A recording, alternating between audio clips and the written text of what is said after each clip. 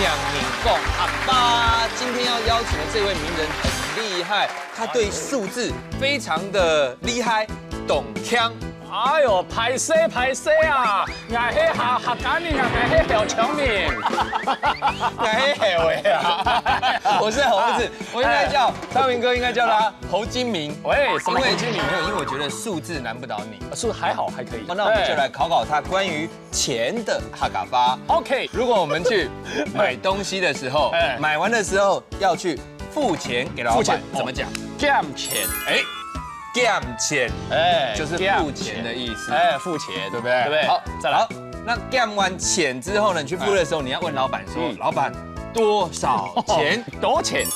哎，太简单了，就给多钱？多少钱？多少钱？那找钱呢？哦，找钱。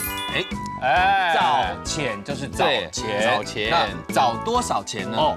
找几多钱？好，那我们今天呢，我们来这边学的都跟钱有关系。那总复习一下。哦，再来，好，第一个付钱，减钱，多少钱？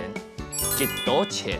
几多钱？哎，然后找钱，找钱，找钱，哎，找钱。哦，然后我们刚才有讲到元是元，对不对？元，但是零钱哦，哎呦厉害了，硬币喽。哎呦，元够嘅。啊，你真的会，真的会。好 ，OK。所以今天呢，这个侯金明先生呢，就来这里跟大家学了一些关于买东西付钱相关的，绝对是这样吧？哎，好不好？希望你有喊张磊了，有赢家来听到了。谢谢啦，安子 C， 安子 C 啊。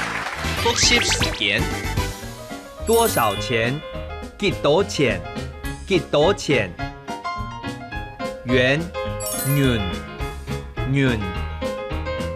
付钱，减钱，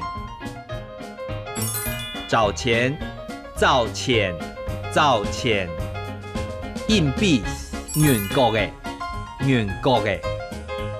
行真嘢客家 V&B，本人睇架 Q 下嚟講客家吧。